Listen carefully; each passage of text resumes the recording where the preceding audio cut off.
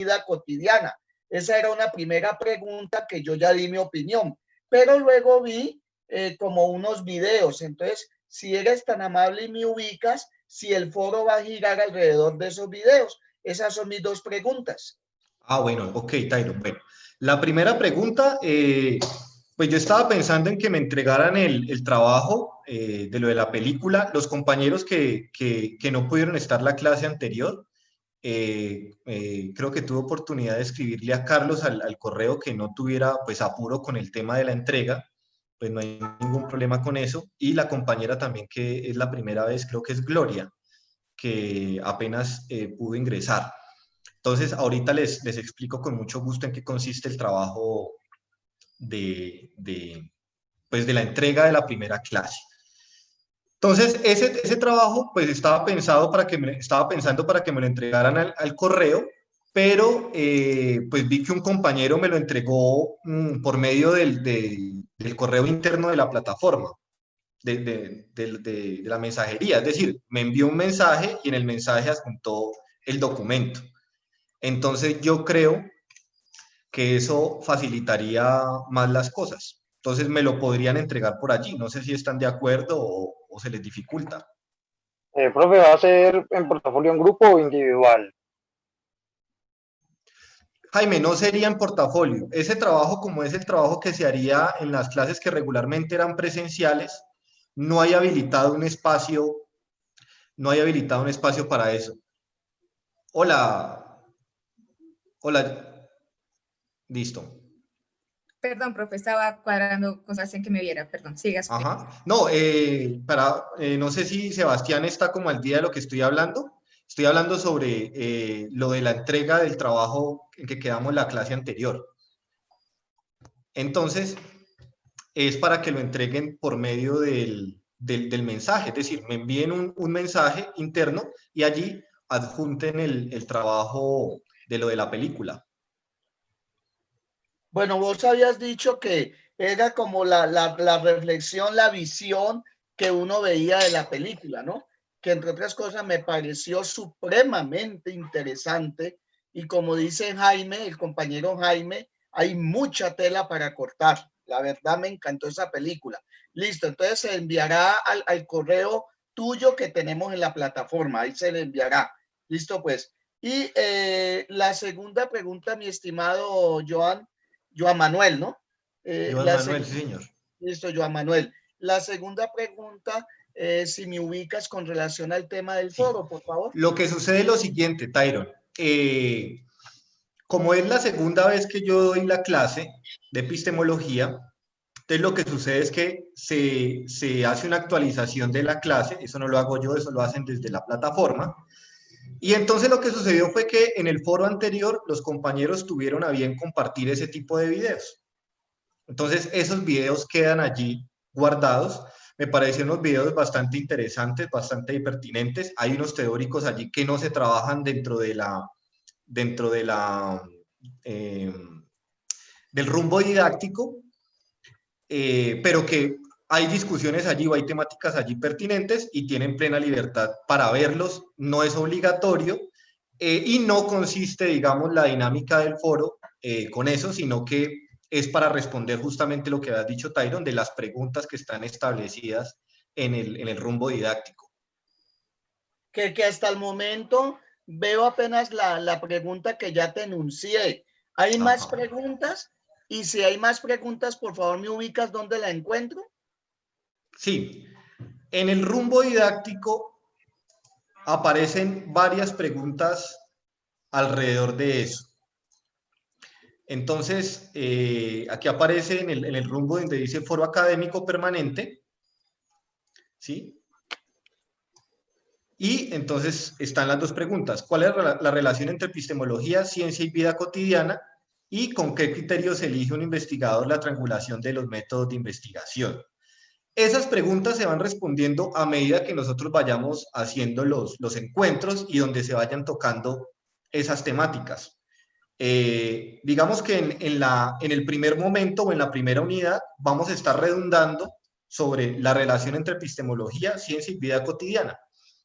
Es una pregunta muy particular, pero si ustedes se fijan, a medida que nosotros vayamos tocando las diferentes temáticas, esa pregunta que es tan particular se va ampliando y se van generando otras cosas. Otra cuestión allí es que es importante que ustedes entiendan que el foro, pues no es una camisa de fuerza. El foro se pueden suscitar preguntas o se pueden también plantear reflexiones o establecer planteamientos que ustedes vayan obteniendo en las clases. Pues son 2 horas, uno aparentemente cree que es mucho, pero posterior, o a medida que vamos viendo las clases, ustedes se dan cuenta que el tiempo no nos da en últimas. Entonces, ese espacio allí también es importante porque permite el diálogo entre ustedes y de una mejor manera. Pues el lenguaje escrito permite que ustedes tengan más claridad en los planteamientos que hacen y que se genere, digamos, una conversación allí de una forma mucho más estructurada. Entonces, pues la idea es eso, que ustedes vayan respondiendo esas preguntas. Voy a mirar aquí, Tyron, porque la verdad no recuerdo acá si hay otras preguntas que se plantean allí. Yo te diría que no. Te diría que esas son como las preguntas bases. La primera corresponde a la primera unidad y la de la triangulación corresponde a la segunda unidad, que es la que está más relacionada con los temas como de las herramientas de investigación puntuales, sobre todo en el caso de la triangulación, que eso estaríamos hablando luego bastante de eso, y ahí está la bibliografía que habla sobre la estrategia de la triangulación.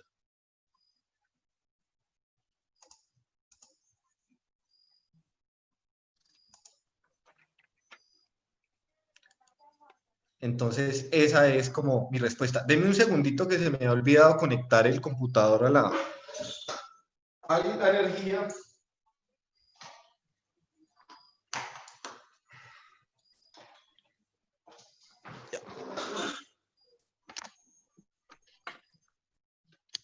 Bueno, ahorita sí. Hola, profe, con Marcela. Hola, Diana. Bueno, Diana Marcela. Profe, para precisar, el análisis que hicimos sobre la película, yo pues había entendido que era para discutirlo en la clase de hoy, pero entonces para precisar, ¿le enviamos esa hojita ahorita o usted establece un plazo o cómo es ahí? Bueno, lo que habíamos dicho es que al principio de esta clase íbamos a hablar un poco sobre ello, digamos, para generar algo de claridad y hacer un pequeño debate allí. Dejémoslo hasta las 9:10, más tardar ese tiempo para que nos dé para hablar de lo otro. Entonces, lo que les dije era que luego ustedes entregaban como ese documento allí, que de alguna manera fuera como el respaldo del centro de la actividad en sí, que es hablar de eso aquí en la clase. Entonces, pues a ver, con el tema del tiempo, para que ustedes hagan un trabajo chévere, hoy estamos a martes, dejémoslo hasta el viernes, el plazo para la entrega de ese trabajo. ¿Listo? Vale, profe, gracias. Les repito en qué consiste. Yo les había dicho a los compañeros que viéramos una película que se llama 12 hombres en pugna. Dejo el título allí en el chat. Esa película es fácil de conseguir, en YouTube está. Pueden ver cualquiera de las 2 versiones que hay, no hay ningún problema. Y el sentido de ese ejercicio era que ustedes miraran cómo se manifestaba la epistemología allí, ¿sí? Tratar de identificar cómo es ese proceso de lo que estuvimos hablando en la clase anterior. Yo ya les dejé el link del video, el video está en YouTube, para que lo puedan ver y tengan el tiempo de los compañeros que no estuvieron en la clase pasada, pues tengan el tiempo como de mirar un poco lo que se discutió allí, las claridades que se dieron, como un poco hablando de qué era la epistemología, dónde la ubicamos, etcétera, pues para que estén al día con eso. Si sienten que el tiempo no les da, que es muy corto, porque yo entiendo que tienen diferentes obligaciones los compañeros que no estuvieron, pues no hay ningún problema y se puede ampliar el plazo. ¿Listo? Entonces, para que no sientan allí la presión de que los otros compañeros tuvieron una semana y ustedes van a tener 3 días, no hay problema con eso. La idea, reitero, es que se haga un buen ejercicio de las cosas. ¿Sí? Bueno, ahí Sebastián compartió el link de la película. Sebastián, muchas gracias. Carol, sí, claro. La idea es entregarlo en Norma Zapa. A ver, con el tema de las normas APA no es tanto la cuestión de cómo me lo entreguen, que el título, que eso van en letra tal y el espaciado tal, no. Hablo de normas APA de si van a citar alguna cosa, pues hacen la citación correspondiente allí.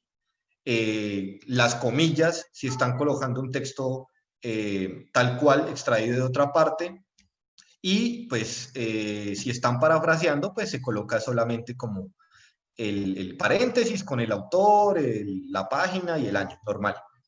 Ahí en eso insistiría, en el tema de las normas APA en cuanto a eso.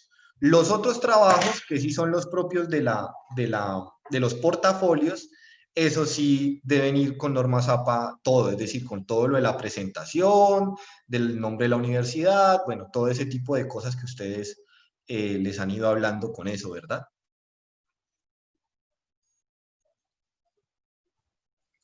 Sí, ya les comenté a los compañeros. Allí en la plataforma está la carpeta donde voy a ir colocando los links. Sí les pido una excusa sobre la tardanza de eso. A más tardar, yo creo que el jueves estoy colgando el link de esta clase de hoy. Para que estén allí pendientes de las grabaciones. Coloqué las grabaciones en YouTube porque es la forma, digamos, más fácil que ustedes tengan acceso. A veces la plataforma se pone muy pesada y cuando uno va a subir las grabaciones de los videos se dificulta mucho. Considero que es mucho más práctico que ustedes simplemente puedan acceder a los videos mediante el link y es mucho más fácil ver un video por YouTube. José Walter, sí, digo que es informal en ese sentido, o sea, no tienen que colocarme pues todas las cosas allí de la presentación, pero si van a utilizar alguna referencia de otro texto o algo así, pues es lo correcto utilizar el tema de la citación de las normas APA.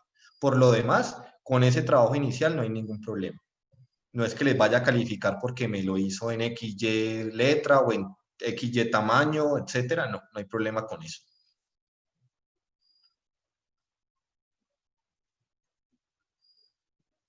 Listo. Bueno, entonces, arranquemos.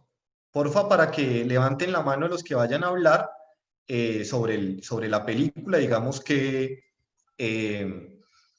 reflexiones o qué se les vino a la cabeza en relación con el tema de la epistemología. Porfa, que sean muy breves porque el tiempito a veces no nos da. Tenemos que terminar algunas cosas que no se hablaron en la clase anterior y terminar la clase de hoy hablando sobre la investigación cualitativa y cuantitativa, que es el objeto de este encuentro número 1.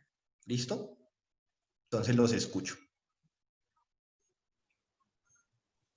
Bueno, profe, yo quisiera empezar, ¿me permite? Ok, Jaime, bien pueda. Buenas noches, compañeros. Yo pude observar en la película que utilizan algo de psicología, ¿sí? Lo que es el método de persuasión sin manipulación y sin coacción. Pudimos ver que uno de los jurados, perdón, persuadió a los demás con argumentos.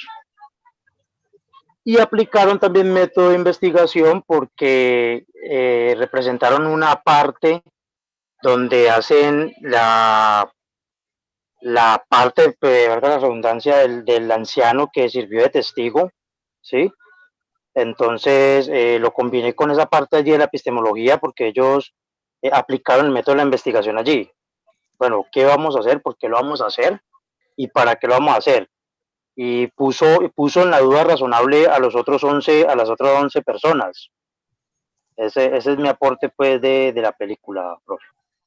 Bueno, interesante eso que estás diciendo ahí último, Jaime, de la duda razonable. Es importante que usted, o sea, a ver, el objeto mío cuando les coloqué esa actividad es que ustedes entendieran el criterio de verdad que está planteando ese jurado. Ahí sobre todo, en todo lo que hemos hablado de epistemología, ahí se está hablando sobre todo del criterio de verdad. Ahí se está hablando de una verdad jurídica, digámoslo así. Y se está hablando de lo que estás diciendo, duda razonable. Sí, ellos lo plantearon de esa forma porque en parte de derecho la duda razonable es esa, lo que ellos hicieron. Mostremos con hechos de que lo que vamos a hacer es verdad. O sea, tenemos el hecho y tenemos el argumento y demostremos lo que es verdad. Incluso, pues lo que yo les decía, hicieron las partes de las pruebas, porque es esto, porque lo otro, y es así. De hecho hay una vaina muy interesante en estos procesos jurídicos en Norteamérica, y es con el tema de las palabras. Allá, cuando alguien está en un caso o es indicado de algún crimen o algo así, pues hay dos opciones, ¿no? El jurado determina dos opciones, ¿sí? Si es culpable o es inocente, lo diríamos en español. Sí, o Pero es o no ellos es, no dicen, ¿cómo, Jaime? o es o no es. Pero ellos no dicen así, ellos dicen guilty, not guilty. O sea, ellos no dicen guilty creo que es innocent. No, es no culpable. Sí, Es que señor. no se pudo determinar su culpabilidad. No están diciendo que no lo hizo o que es inocente. Están diciendo es que no se determinó la culpabilidad. Sí, sí, exactamente. Eso fue lo que ellos decían. Ellos decían, es inocente, pero no sabemos si es culpable o no es culpable. ¿Hizo el hecho o no lo hizo? Simplemente tenemos la duda razonable. Y ese es el planteamiento en últimas del personaje. Muy bien, Jaime. ¿Alguien más que quiera intervenir? Te queda muy bien Yo, profe. Sí, Dale. Profe, buenas noches. Buenas noches a los compañeros. Pues yo me meto en el papel de guionista de la película y yo creo que de cierta manera, con los personajes que recogen para un jurado, primero creo que él quiere reflejar la sociedad. O sea, hay profesionales, pero también hay obreros. Hay hombres con carácter, como hay hombres con un carácter muy débil. Y yo pienso o siento que lo primero que nos lleva a reflexionar es al diálogo. Hay que entrar en un diálogo para poder hacer lo que vamos a hacer. Después de que ya dictaminamos o decidimos que vamos a dialogar, ya entramos al análisis de lo que cada uno va a plantear con cada argumento, porque no se trata de que se llegó a que todo el mundo quiere o todo el mundo quiere verlo, no. Yo considero de que aquí el protagonista nos llama a que analicemos. Ya con ese análisis que hace cada uno, se basa en lo que yo pude ver, en un conocimiento empírico y un conocimiento un poco más científico, que era lo que hacía el arquitecto. El empírico era porque había un obrero que decía si se podía o no se podía, a qué distancia estaba, las ventanas del ferrocarril. Y yo creo que ya con esos conocimientos ya se llega a donde se llega, que al final pues como que hace entrar en razón a todo el mundo. Yo creo que ese es mi pequeño análisis, profe. Nelson, qué bacano eso que dijiste.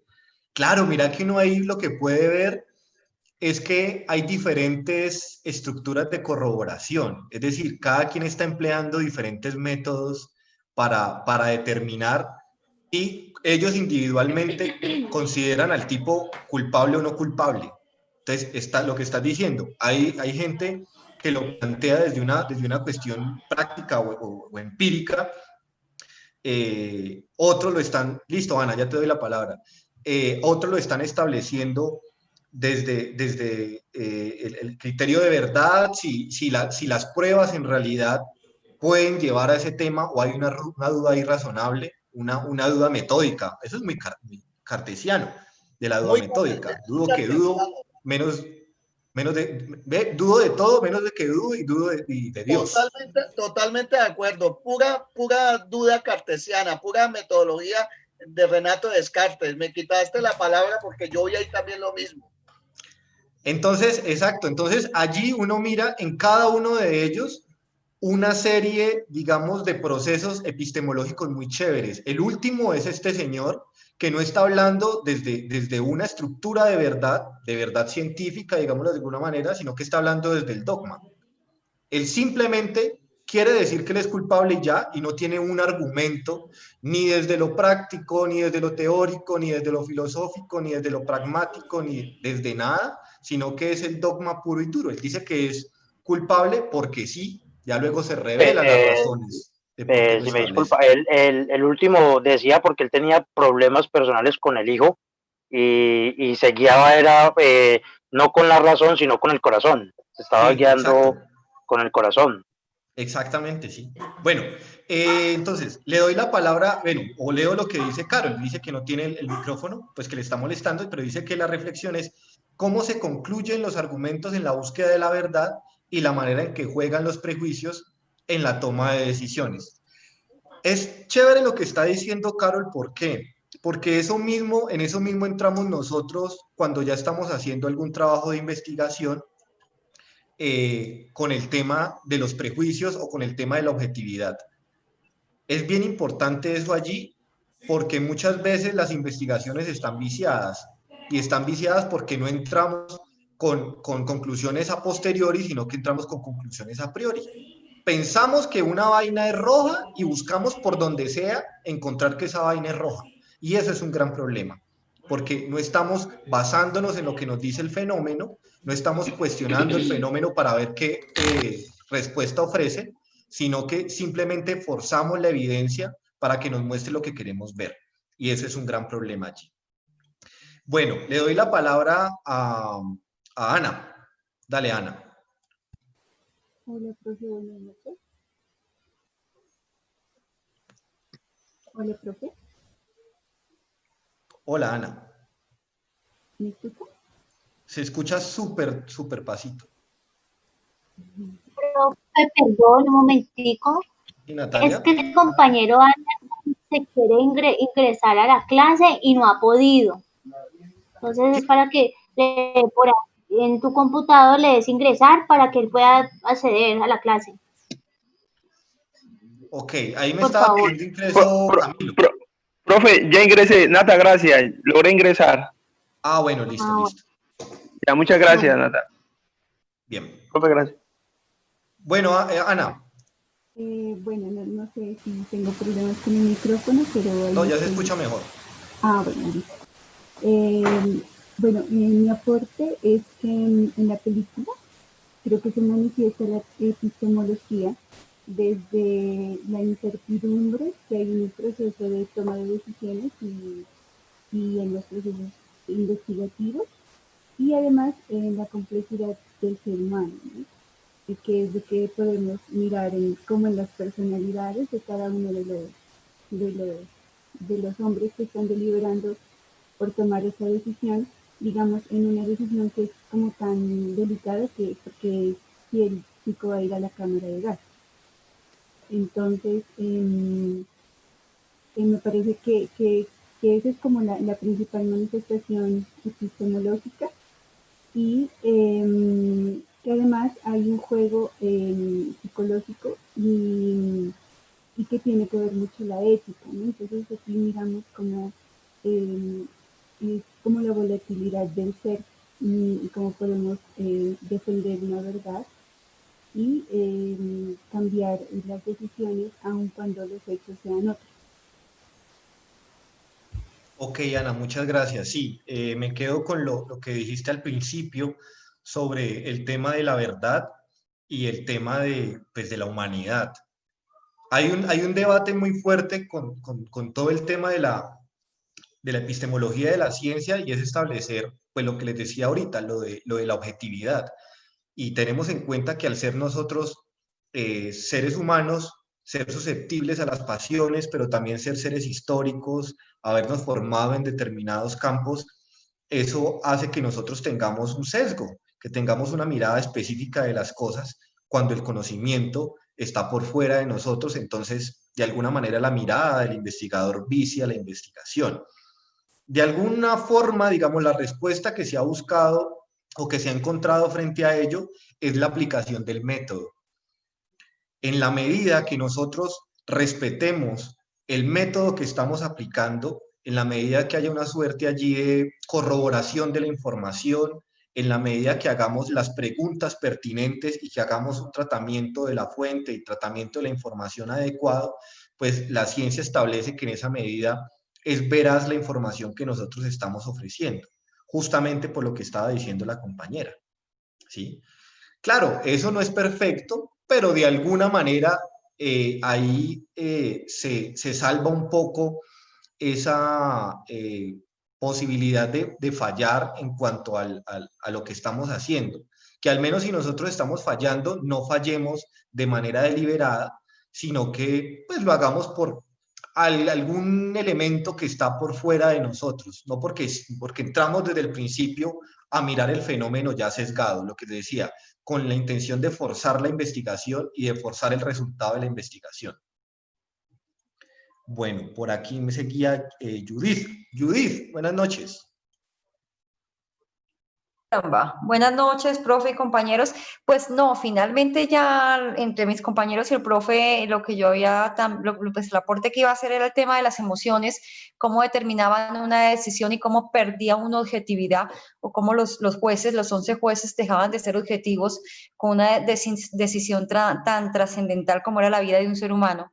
Y adicionalmente la salida facilista de aquel que quería irse a ver un partido de fútbol y era más importante su partido de fútbol que la vida de un ser humano que posiblemente podría ser inocente o así no lo fuera, pero era digno por ser un ciudadano de un proceso justo legal, que la justicia ejerciera como debe ser. Entonces, llevándolo como trascendiendo de la película, me invita a mí misma a mirar cuántas veces uno, o sea, la epistemología se aplica en un proceso científico, pero cuántas veces nosotros estamos actuando como los 11 jueces y estamos juzgando en cosas diarias sin perdiendo esa objetividad y viéndolo a medida pues con nuestra cosmología o con lo que hemos aprendido a través de los años, y dejamos de ser objetivos y de tener esa mente abierta, ¿sí? Porque o somos muy religiosos o somos muy radicales o somos muy incrédulos, entonces nos negamos a un escenario muy amplio de conocimiento por esa posición. Entonces yo pienso que es muy interesante para el proceso científico, pero más interesante aún es que para nosotros nos quede aprender a ser objetivos y abrir la mente a todo el conocimiento para poder llegar a una verdad más amplia, de pronto no 100% real, pero sí más amplia. Eso es lo que me pareció a mí más en mi proceso formativo, no solo como antropóloga, sino como ser humano, y que sea objetivo y justa. No más, profe, era eso. Ok, Judith, gracias. Sí, ahí hay una cosa interesante en lo que has dicho y sería más bien una pregunta, y sería esa pregunta aunado con lo que dijo otro compañero anteriormente o compañera, y es ¿cuál es el papel de la ética dentro de los procesos o el ejercicio científico de nosotros allí? Ahí ya no estamos hablando de ciencia ni de método científico, estamos hablando de algo mucho más peregrino, algo mucho más cercano, ¿sí? Más usual, más cotidiano, pero que juega un papel importantísimo en ese proceso, que es el papel de la ética. ¿Cuáles serían esas obligaciones o esas responsabilidades que debemos asumir nosotros como personas, como científicos sociales, dentro de estos procesos de investigación? Porque miren lo que está planteando ella. Por un tema nosotros de apuro, por un tema de necesidad, por un tema económico, etcétera, etcétera, nosotros podemos viciar algún proceso, y eso tiene unas implicaciones más allá del campo científico. Eso puede determinar cosas positivas o negativas para una comunidad, porque tengamos claro eso, nosotros estamos trabajando con gente. Entonces, ¿hasta qué punto nosotros pues nuestra irresponsabilidad, nuestra falta de ética, nuestra falta de criterio, nuestra facilidad, etcétera, puede o no manosear unos procesos allí que tienen consecuencias de índole social? ¿Sí? Bueno, entonces seguimos aquí con Tyron, de ahí sigue Carlos y de allí sigue Pamela. A ver, profe, toda esta película y lo que han dicho los compañeros es supremamente interesante y le alimenta a uno frente al tema de la epistemología, porque en verdad la película tiene su mirada epistemológica. Cuando usted hablaba del método cartesiano, que yo lo estaba recordando, de ir desde lo más simple hasta llegar a lo más complejo, y ahora con la temática moral que estamos planteando acá, veo que cada uno de los jurados es el reflejo de la sociedad, y me llamó la atención esos apasionamientos de uno de los jurados que se creía dueño de la verdad y defender la verdad a través de la agresividad, a través de los gritos. Y esos apasionamientos pues nos llevan muchas veces a ser demasiado subjetivos y demasiado ciegos por querer imponer nuestra verdad. Es que la verdad no tiene dueño. Y ese es un tema epistemológico muy de largo y muy de profundo para hablar sobre el tema de la verdad. ¿Y qué es la verdad? Hasta la misma pregunta le hicieron a Jesucristo rumbo al Calvario. ¿Y qué es la verdad? Pero ese es un tema teológico. Eso no está aquí enmarcado en el tema como tal de la epistemología desde el punto de vista que estamos manejando acá, que es el tema de la ciencia, aunque la teología también es una ciencia. Pero entonces esos apasionamientos nos pueden llevar a cometer grandes errores y actitudes injustas frente a los juicios que haya que realizar en las tomas de decisiones y ende cuando nosotros vamos a trabajar con comunidades, con seres humanos, donde tenemos, yo me atrevería a hablar de una epistemología de la moral y una epistemología de la moral que parte del saber escuchar. Alguien dice por ahí que saber escuchar es saber amar y saber amar es saber crecer, porque es que yo no soy el ombligo del mundo, yo no me las sé todas en la vida. Uno deja de aprender el día que se muere. A mí no me vengan con el cuento que porque yo tengo títulos, me las sé todas. Me disculpan que sea un poquito burdo acá. Paja, paja de la paja. Uno aprende todos los días hasta que se muere. Y yo aprendo de todas las 25 personas que hay acá.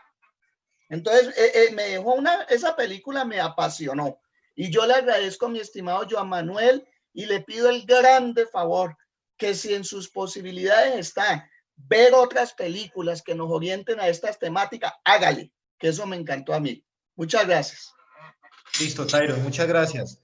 Bueno, ahí dijiste bastantes cosas y quedo yo un poquito como perturbado con lo que dijiste, la epistemología de la moral, porque es una vaina que vale la pena echarle unos cigarrillitos y unos cafés a eso.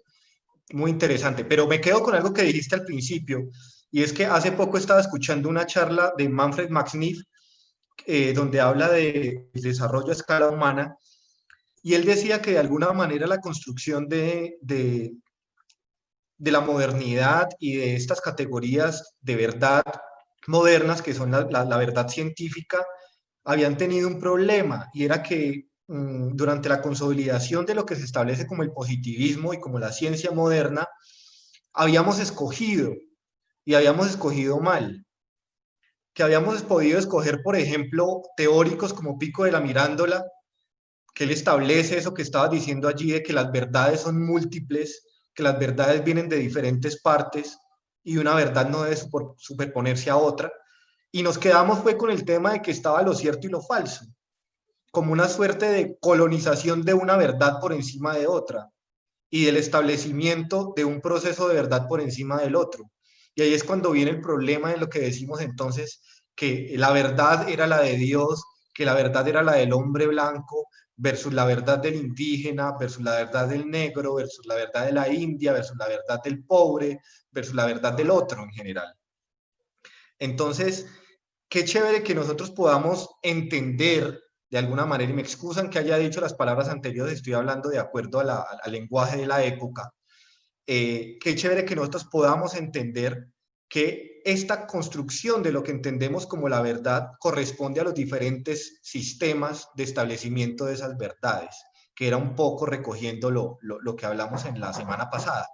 Les pido un momentico, muchachos, y les dejo esta pregunta mientras tanto, para que vayamos tocando el tema que viene ahorita.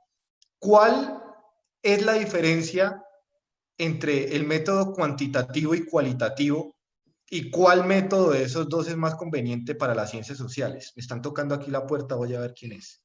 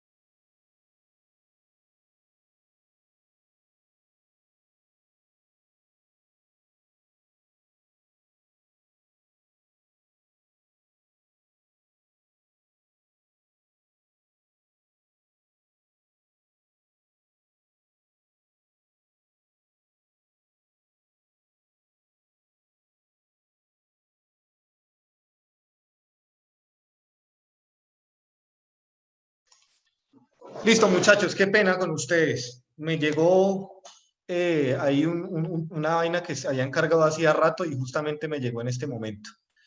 Bueno, entonces, bueno, por aquí habían unas intervenciones de los compañeros.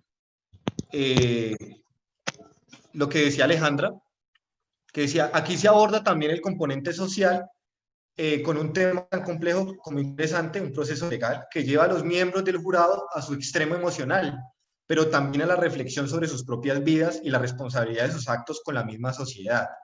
¿Se está condenando a un inocente o se está devolviendo a la sociedad a un asesino? Bueno, eso es una pregunta complicadísima, Alejandra. Lo importante es lo que está haciendo el protagonista.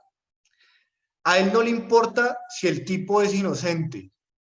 A él lo que le está importando allí es si el tipo es culpable. O sea, a él lo que le importa realmente es si todo el material que ellos les están ofreciendo es suficiente para determinar si se ejecuta a una persona o no, porque el crimen daba incluso para eso, para que, creo que era para cadena perpetua o para que lo condenaran pues a la pena de muerte. Ahí el ejercicio también de uno como científico es ese, a veces. No tanto si lo que uno está estableciendo es cierto o no, sino curarse en salud para que eso que estoy haciendo no sea falso. Para cuidarse de que no haya una manipulación, que no haya una perspectiva viciada del fenómeno, que la metodología aplicada fue la correcta y fue correctamente aplicada. Bueno, en fin, una cantidad de cosas allí sobre eso. Y bueno, la otra cosa interesante que me quedo con eso que has dicho es el papel que juega dentro del proceso científico, que como he dicho tantas veces, es un proceso que es tan frío, tan metódico, tan impersonal, el elemento humano que juega allí, lo psicológico, los problemas del momento, la coyuntura, el lugar desde el cual se hace eso. Por ejemplo, ahorita cómo está el ejercicio científico en una época de pandemia, donde hay tantas dificultades para acercarse a la fuente o para la aplicación de los instrumentos de validación, por ejemplo. ¿Hasta qué punto los productos científicos que se hagan ahora tienen igual validez que los otros cuando se han hecho en un entorno, digamos, más normal y normal entendiéndolo como normativo? Bueno. Iba yo, profe, creo. Pamela, seguía Pamela y luego, no, seguía usted, Carlos, y luego Pamela. Sí, así es. Listo, no, muchas gracias, profe. Yo creo que va a ser corto, porque creo que los argumentos ya los han establecido los compañeros y compañeras, y por supuesto tú has hecho referencia a gran parte de lo que yo pensaba, pero igual quiero colocarlo sobre la mesa. Y creo que en la búsqueda de la verdad, y me voy a referir básicamente al desarrollo de la película, un poco acercándolo a este tema de la epistemología, creo que en esa búsqueda de la verdad los personajes pues realzan una dinámica que es una realidad y son esos prejuicios sociales y personales con los que hemos venido estableciendo constructos en nuestras vidas. Y espero me entiendan esta parte, no es de manera peyorativa, pero la sociedad cada vez establece más dinámicas de que por ser pobre, negro, mujer, indio, feo, marginal, es igual a malo. Y creo que lo vemos en realidad. O sea, yo vivo en la ciudad de Cali y hace un mes tuvimos una masacre de 5 niños en uno de los barrios de la ciudad de Cali y las voces que se levantaban eran malos, por algo los mataron, por algo sería, algo estaban haciendo. Creo que esos prejuicios están siempre establecidos allí en el ejercicio de la búsqueda de la verdad. Y creo que en los diálogos, creo que me quedo con dos diálogos de la película. Uno es cuando, no sé si él sea el protagonista, yo creo que el protagonista de la película es el personaje que están en ese momento juzgando, pero creo que el arquitecto, que es el que en primer momento está estableciendo una duda frente a los argumentos de culpabilidad que plantean los otros, y creo que él lo plantea como que la verdad no es tan determinista, ¿no? En este caso sí es una sola verdad la que estaría en búsqueda y él dice no la vamos a encontrar aquí, efectivamente no la hallaron, pero creo que en discusiones donde hay múltiples verdades, pues tampoco hay que caer en argumentos deterministas. Y creo que el ejercicio cuando él lo establece y les dice, no, yo no los tengo que convencer a ustedes. Ustedes me deben convencer a mí porque son la mayoría de que él es culpable. Y estableciendo una serie de preguntas que creo que es el ejercicio para poderlo ligar a este proceso de la epistemología, estableciendo un ejercicio de pregunta, el método de la pregunta o estableciéndose una serie de preguntas frente a las diferentes situaciones, se van acercando a un ejercicio donde transforma el pensamiento de cada uno. Claramente aparecen una serie de personajes y queda comprobado que cuando se agota el argumento o cuando no se tiene argumento, resalta la violencia. Y es allí donde aparece, por ejemplo, el argumento agresivo de ciertos personajes que no tienen una perspectiva de análisis claro frente al proceso. Yo lo dejaría por ahí, profe. Muy bien, Carlos, muchas gracias. Sí, miren, yo doy clase en otra universidad y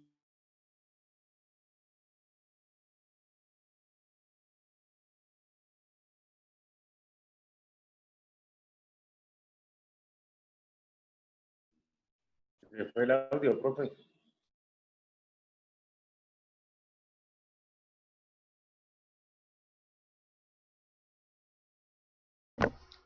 Lo que pasa es que aquí en Buga, cuando llueve, el internet se pone malangas. No sé qué internet tenga, creo que claro. Si quieres, mientras vuelve, retomamos la discusión.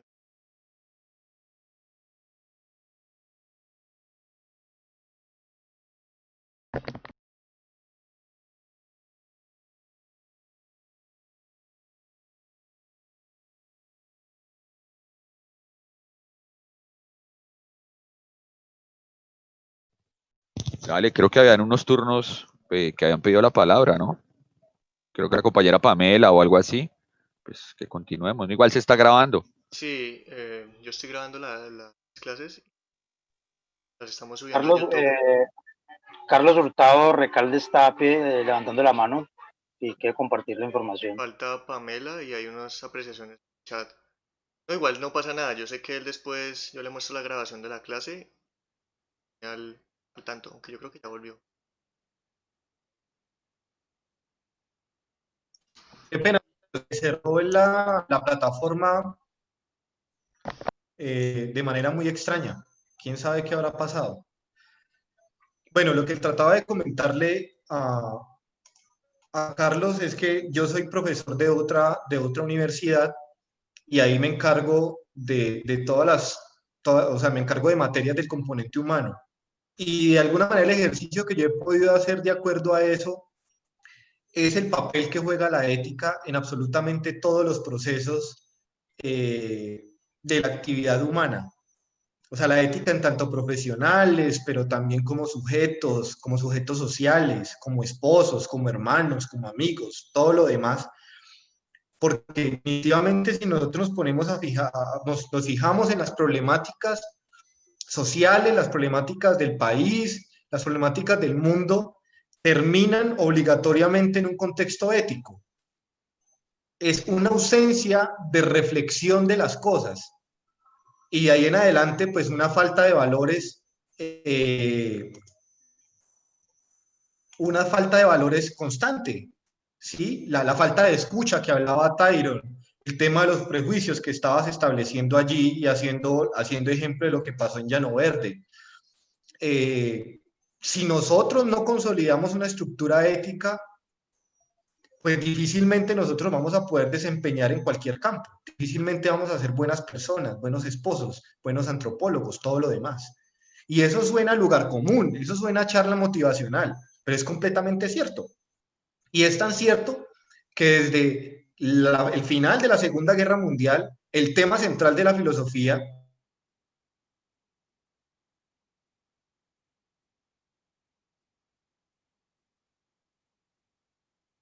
en la medida que esa visión de que la ciencia, que el avance científico era lo que nos iba a llevar lejos, era completamente errónea. De nada nos sirve a nosotros poder manipular los átomos, ¿sí?, cuando no tenemos la capacidad ética para saber eso a dónde nos puede llevar para bien o para mal. Y cuando no tenemos la capacidad ética para determinar hasta qué punto nosotros podemos continuar y en qué punto está bien parar. Porque a veces hay que parar, a veces hay que detenernos, hay que respirar, hay que reflexionar, a veces hay que echar un paso atrás y coger por otro camino. Y todo ese tipo de cosas son fundamentales y nos los permite es la ética, ninguna otra cosa.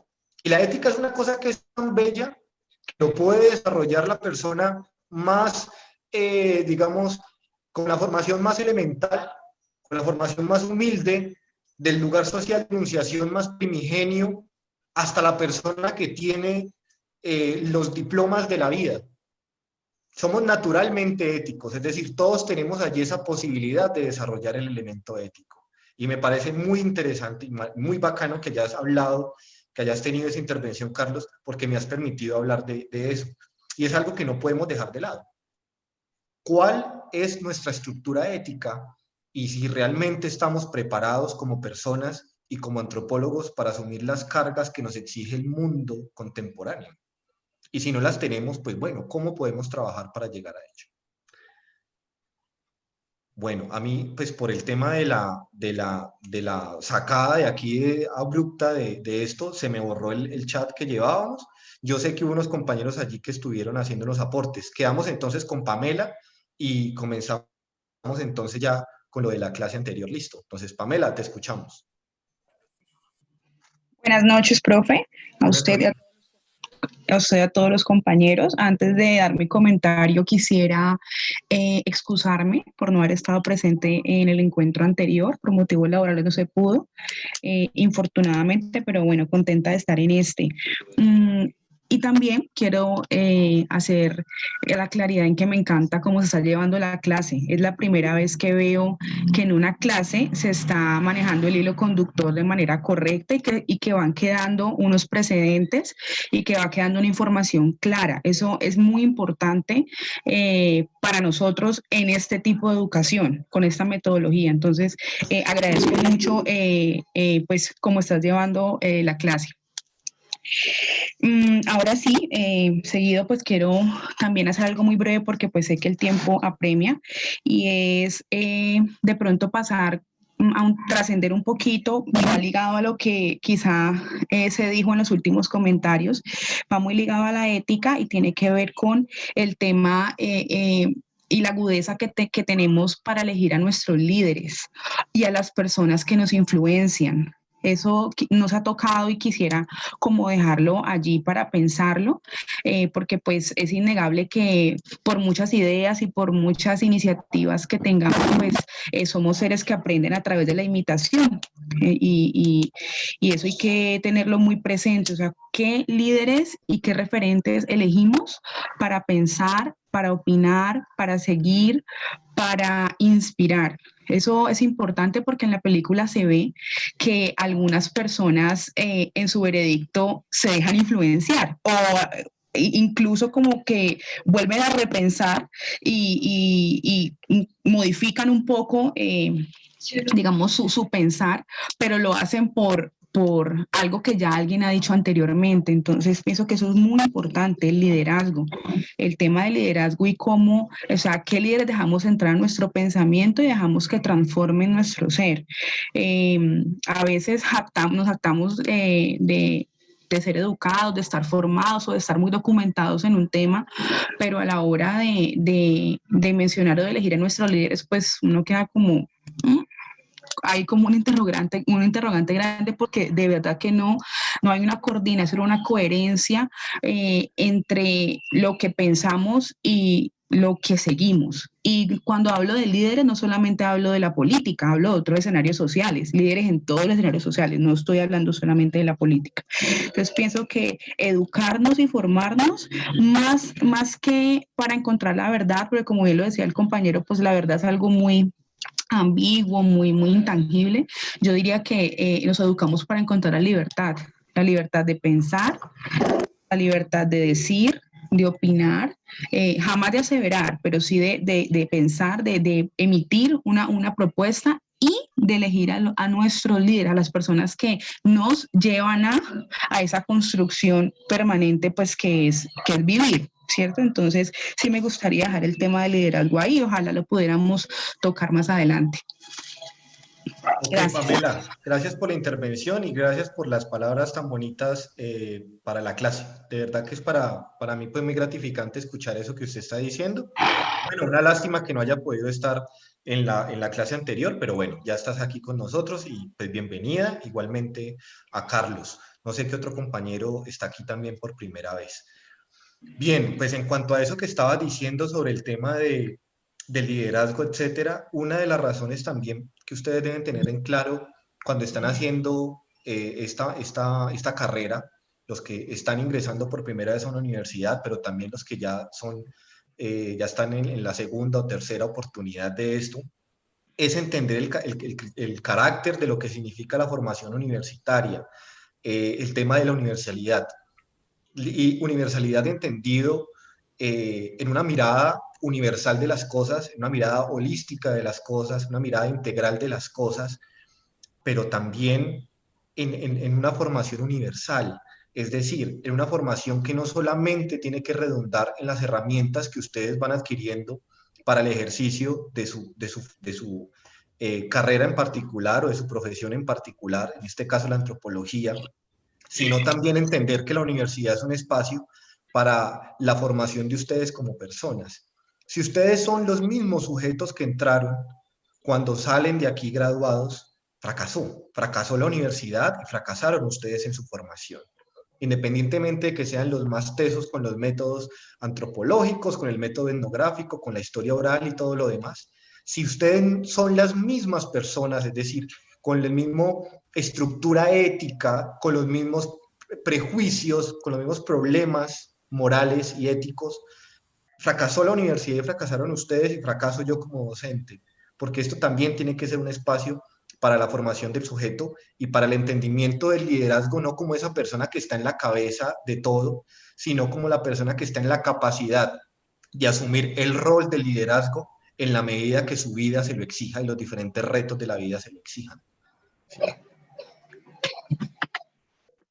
Bueno, entonces por aquí escucho al compañero Anderson y luego al compañero Camilo, que tenía una duda, Anderson. Buenas noches, compañeros. A lo largo de las lecturas y he estado leyendo algo que me llamó la atención y quería como dejar la pregunta allí abierta, no sé, es sobre la cuestión de conocimiento y ética y conocimiento.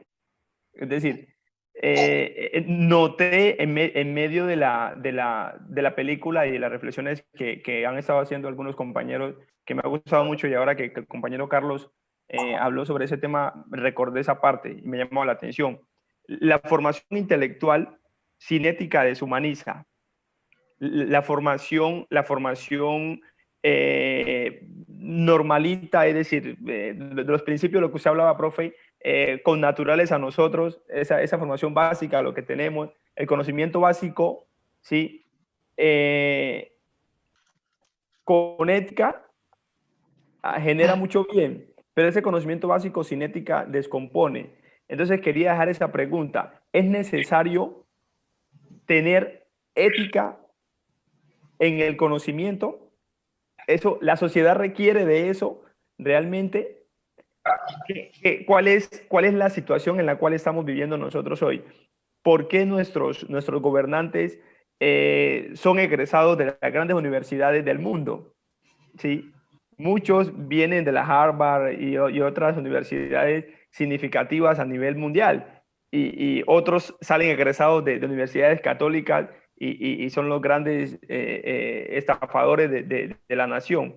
Entonces, la pregunta que yo quiero hacer es esa, es decir, yo quiero dejarla allí abierta y es plantearle a ustedes esta oportunidad en este momento, plantearles eso. Es decir, ¿qué debemos tener? Conocimiento. ¿El solo conocimiento genera desarrollo? ¿El solo conocimiento genera desarrollo? ¿O realmente se necesita ética para que ese conocimiento realmente genere desarrollo? Eso es lo que pienso y quedé como con esa duda allí. Muchas gracias, profesor. Muchas gracias, compañeros. Profe, por el amor de Dios, Francisco, Pido la palabra, profe. Antes de que caiga la señal. Francisco, listo, ya te doy la palabra. Ya me la había pedido Camilo. Buenas noches, profe. Buenas noches, compañero. ¿Me escuchan? Sí, Camilo, te escuchamos bien. Dale. Bueno, con base a lo que han hablado todas las personas, mis compañeros, usted, profe, en cuanto a la película, en cuanto a lo que hablaba el compañero anterior también, y en cuanto a lo que hablaba usted en el tema de la ética, y me parece algo para resaltar que lo copié aquí, que hay una ausencia de la reflexión.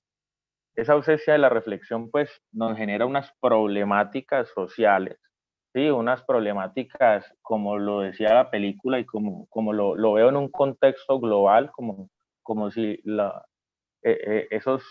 personas que están, bueno, la principal persona que hace cambiar a los demás, me genera un contexto global de la sociedad encaminada a que hay personas que tienen un buen conocimiento, hay personas que tienen una ética, pero hay personas que no tienen esa metodología, porque ahorita hablabas tú también de que nosotros nos tenemos que formar y si salimos de esta universidad siendo iguales, pues no hemos logrado nada. Encaminado a que sí lo logremos, adquiramos tengamos ese conocimiento y podamos salir con una ética absoluta de vivencias también, porque cada uno vive una vivencia, un contexto geográfico, social, en un contexto también de extractos, pues ¿a qué quiero llegar yo? Que si nosotros no tenemos una metodología muy buena, principalmente viendo esas necesidades de la sociedad para aplicar a la ayuda, porque eso es lo que creo yo que queremos ser antropólogos o estamos aquí, es para ayudar, pero si no conocemos una metodología cuantitativa y cualitativa, que era también lo que tú preguntabas anteriormente, pues no vamos a poder lograr esos objetivos de poder recuperar la sociedad en la cual estamos críticamente, porque los extractos más bajos son los que están sufriendo.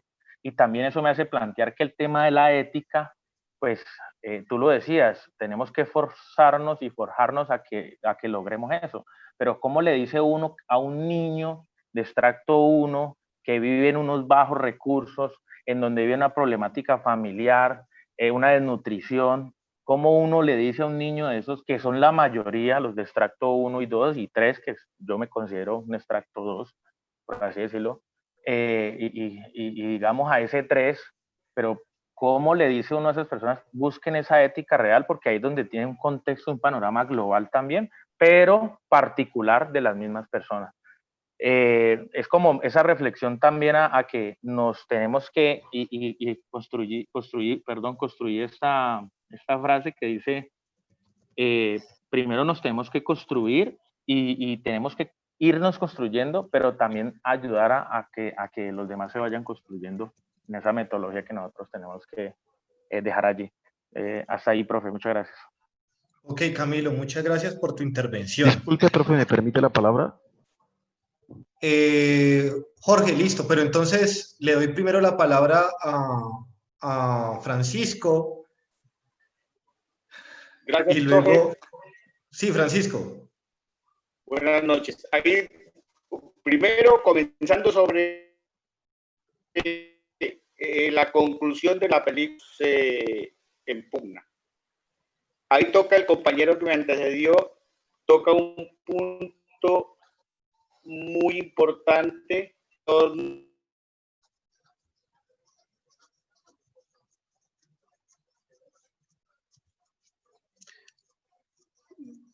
Francisco, perdimos el audio.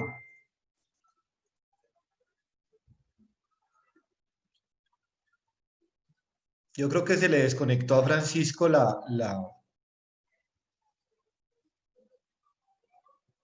vaino este.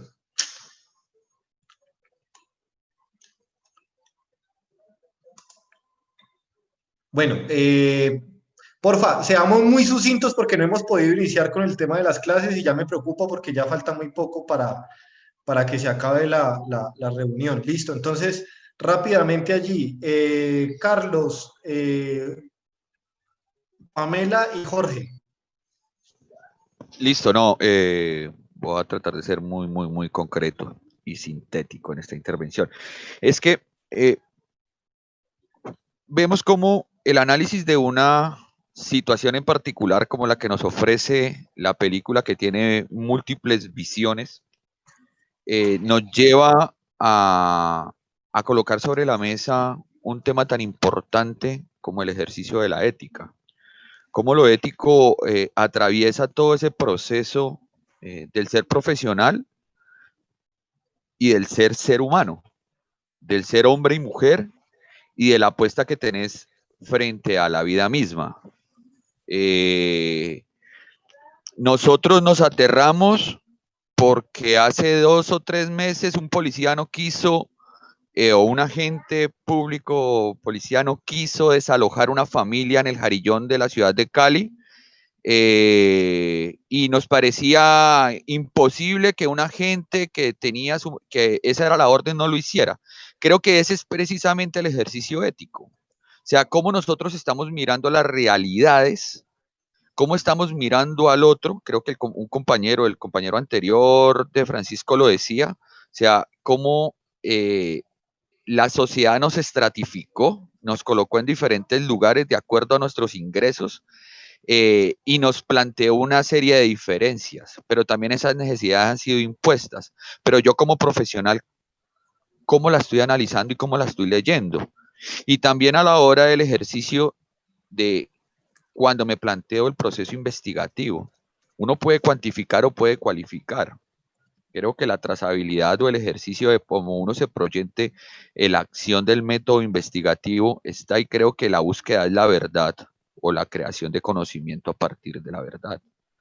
Pero, ¿será que, por ejemplo, la investigación social, acción participativa, necesita solamente un ejercicio cuantitativo? ¿O esa relación humana que existe allí, que la investigación sea para devolvérsela a los pueblos, pueda tener más un ejercicio cualitativo? ¿O yo puedo finalmente establecer una supercarretera como la que estableció la Panamericana para el flujo del comercio, pero resulta que esa carretera panamericana desterraba a nuestros pueblos indígenas de ciertos territorios? Ahí hay una ética frente al ejercicio de los ingenieros y los trabajadores. Creo que sobre la mesa hay una serie de bemoles muy interesantes para el debate, que efectivamente creo que no vamos a poder abordar en este momento, pero que dejan un mundo de preguntas para seguirnos pensando este proceso formativo como antropólogos. Así es, Carlos. Sí, de hecho, alguien que por favor apunte por allí, de pronto, para que me acuerde más tarde, antes de terminar la clase, para hacerles una propuesta. Bueno, Francisco, oímos tu intervención, porfa, muy breve porque hay 2 compañeros más y hay que entrar con el tema el tema de hoy. Listo, entonces venía yo diciendo que el muchacho que lo acusan es producto de la descomposición social, ¿sí? Él no entiende, él no midió consecuencias. Sin embargo, también es rescatar, si vemos las personas que lo defienden, quien tomó la vocería, en una escala de conocimiento, es un arquitecto que tiene más conocimiento que el resto, y se implementa una especie de liderazgo ahí, ¿sí? Para supuestamente acusar o para salvar, llamémoslo así, jurídicamente al muchacho. Eso es más o menos el análisis de la película. Un compañero que me antecedió me dice que la educación y la ética, ¿sí? Para mí la educación debe ir de la mano de la ética y la ética debe ir de la mano de la educación. Yo puedo saber mucho, puedo saber un super saiyajin del conocimiento, pero si mi conocimiento no lo aplico para servir, lo aplico para destruir o para dañar o para abusar o para acabar, en el caso mío, para acabar con los recursos que me rodean, ¿dónde está la ética? ¿Dónde está mi educación con ética? Entonces yo digo que la ética es muy importante, independientemente de la formación que uno tenga, la ética para cualquier actividad debe ir por delante. La ética no se puede desglosar del conocimiento para mí o en función a lo que yo hago a diario. Las cosas deben hacerse con ética. Gracias, compañeros. Ok, Francisco, muchas gracias. Listo, Pamela y luego Jorge, y ya ahí sí seguimos con lo del tema, por favor. Esto está bueno. Bueno, solo quería decir pues que me encantó lo que dijo el compañero, qué pena no pude escribir su nombre, pero fue la primera persona que habló de la estratificación de la sociedad. Me encantó porque dijo algo súper interesante, algo súper inteligente, y es decir, bueno, o sea, estamos exigiendo y estamos hablando de ética, ¿cierto? Y estamos pues diciendo que tiene que ser pues un prerequisito para cualquier otra cosa, pero para que haya ética en un ser humano deben haber unas condiciones anteriores. Yo pienso que la ética es como la espiritualidad. Nadie, absolutamente nadie es espiritual si no hay unas condiciones antes. O sea, nadie con hambre, nadie con sed, nadie con violencia a su alrededor, nadie con un corazón maltratado y golpeado puede ser espiritual. Lo mismo pasa con la ética. O sea, si hay unas condiciones adversas a tus necesidades, a tus deseos, a tus ambiciones, la ética está presente. Entonces, la ética está y se instaura cuando hayan unas condiciones previas que dignifiquen el ser y que garanticen el bienestar básico de la sociedad. Es mi pensar. Gracias. Ok, Pamela, muchas gracias. Listo. Jorge. Muy buenas noches, profe. Gracias. Buenas noches. Lo que ocurre es de que hay una grave falencia en la estructura de la sociedad colombiana. O sea, eso es lo que alcanzo a hacer un autodiagnóstico del video y lo llevo a la realidad de nuestro país.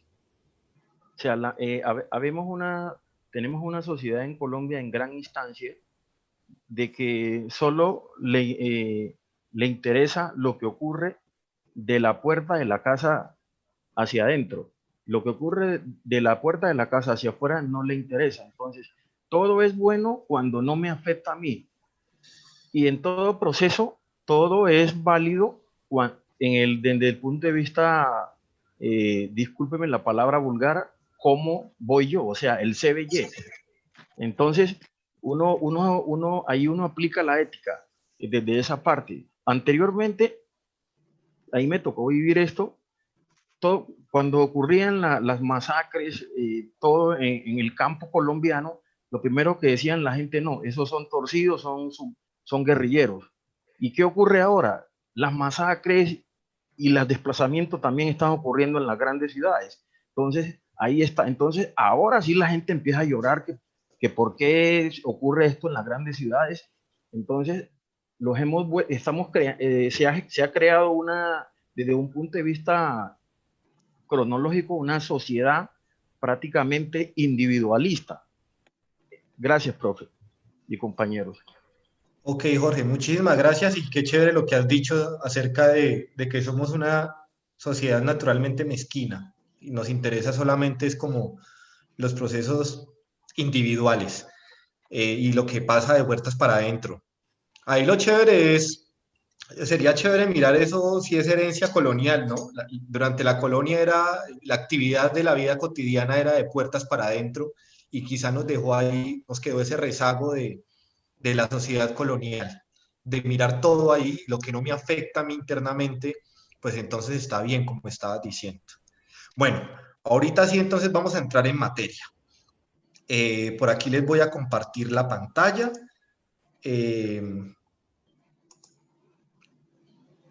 Voy a buscar dónde está lo de la presentación. ¿Qué se me hizo? No me aparece la presentación. Ay. Vea pues. No sé por qué no me quiere aparecer la presentación.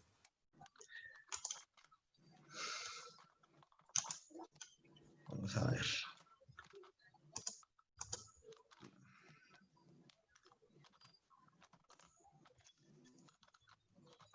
Aquí está ya.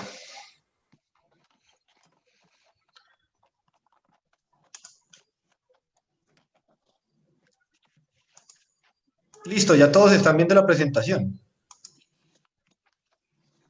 Sí, sí, profe.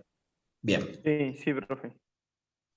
Bueno, habíamos quedado ayer, habíamos quedado la semana pasada en que habíamos hablado de la modernidad del siglo XIX y del señor apellido Comte. Bueno. Augusto Comte, sí señor. Entonces, iba a seguir con una diferencia conceptual importante, que es la diferencia entre noceología y epistemología. La noceología es la rama de la filosofía que se encarga del conocimiento en general, y para algunos la epistemología es la rama de la filosofía que se encarga del estudio del método científico.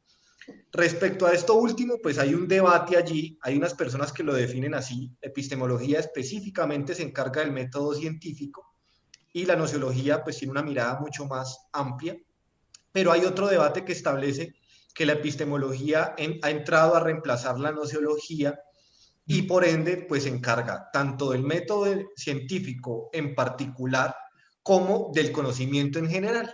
Cómo se da el conocimiento, qué es el conocimiento, cuál es el sentido de este, etcétera, etcétera. Pues yo me quedo con esa segunda visión. Para mí la epistemología no es solamente este elemento que reflexiona sobre el método científico y sobre el conocimiento enmarcado en este sistema de la ciencia, sino que es un elemento que permite la reflexión alrededor del tema del conocimiento, y el conocimiento, digámoslo, entendido desde la visión moderna de este, desde todo lo que surgió a partir de la modernidad, desde la construcción de la ciencia moderna, de las ciencias sociales, de las ciencias naturales, del establecimiento de las leyes, de la aplicación de métodos, etcétera, etcétera.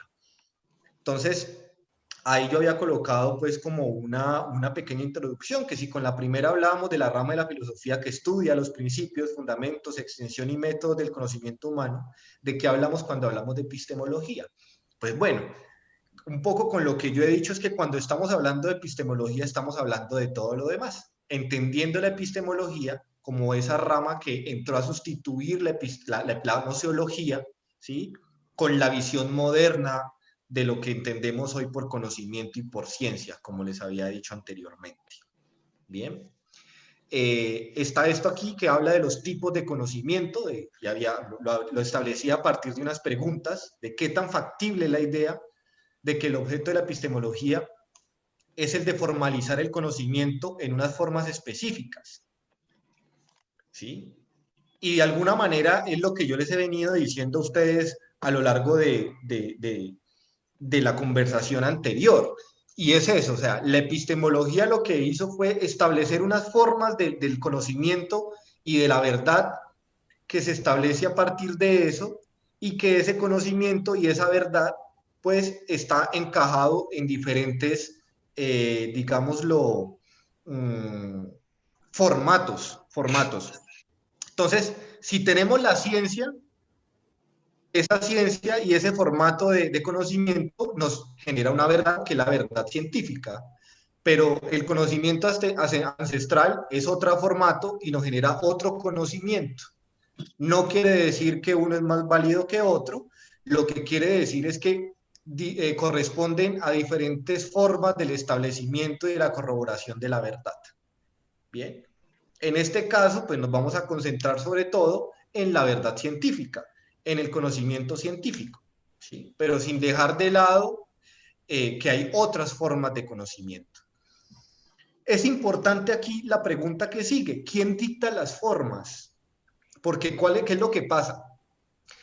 Así usted sea la persona más brillante y genere las reflexiones más importantes dentro de su gremio, si usted y ese establecimiento de verdad no corresponde a las formas establecidas, difícilmente va a estar validado eso que usted está diciendo. Hay unas formas dentro de la estructura científica para validar el conocimiento.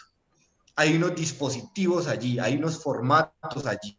Usted tiene que tener unas credenciales, usted tiene que tener un título universitario, usted tiene que estar alineado a un semillero de investigación, usted tiene que estar inscrito en un sinnúmero pues de grupos y de revistas y de no sé qué vainas para validar, ¿sí?, su posición como científico y validar eso que usted tiene para ofrecer.